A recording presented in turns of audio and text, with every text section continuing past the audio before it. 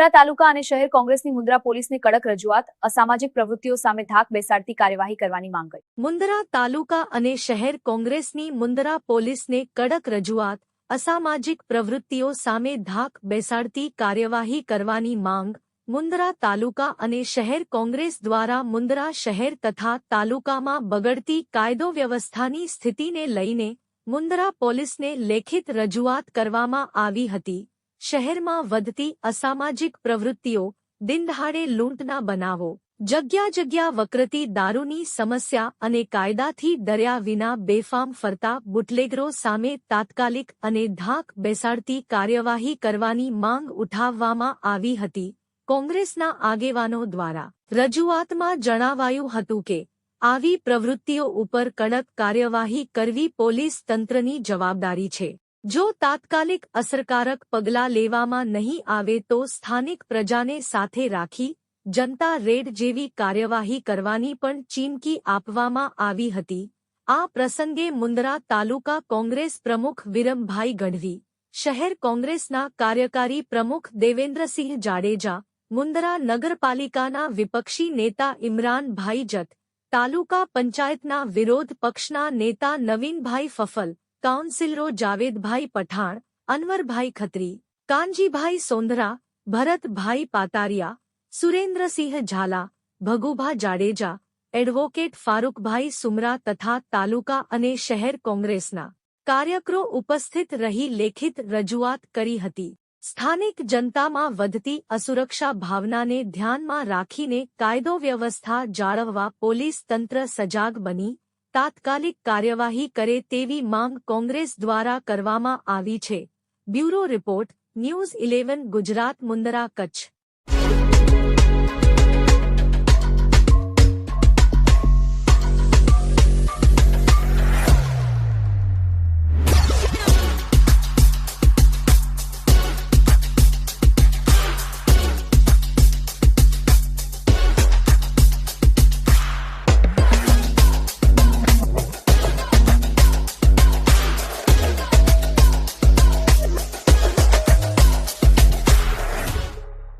आज रोज मुंद्रा शहर कोंग्रेस और तालुका कोंग्रेस द्वारा विविध लॉ एंड ऑर्डर ना मुद्दे मुंद्रा पोलीस मथे रजूआत करवामां आवेली छे।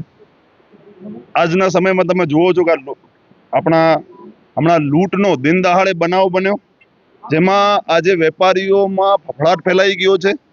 बारोई रोड जेवा पॉश विस्तारमां, जे मुंद्रानो सौथी मोंघो विस्तार कहेवाय, तेमां बपोरना भागे अगर लूंटाराओ आवी અને કોઈ વેપારીને લૂંટવાનો પ્રવાસ કરી રહ્યા છે તો એમના ઈરાદા કેટલા ઉપર છે અને પોલીસની એમને કેટલી બીક લાગી રહી છે એ આપણને આવા ઇન્સિડન્ટથી ખબર પડે છે।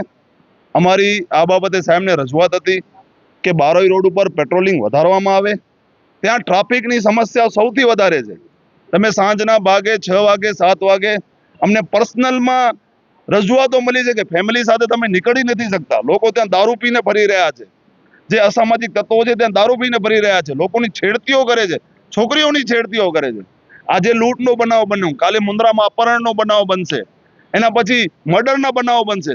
આપણે મુન્દ્રાને કોઈ યુપી બિહાર બનાવવાની જરૂરત નથી, આપણે કોઈ એવી બનાવવાની જરૂર નથી। મુન્દ્રા હંમેશા સેફ રહ્યો છે અને અમે પોલીસને રજૂઆત કરી છે કે આ બાબતે એમણે ઉગ્ર પગલાં લેવા જોઈએ।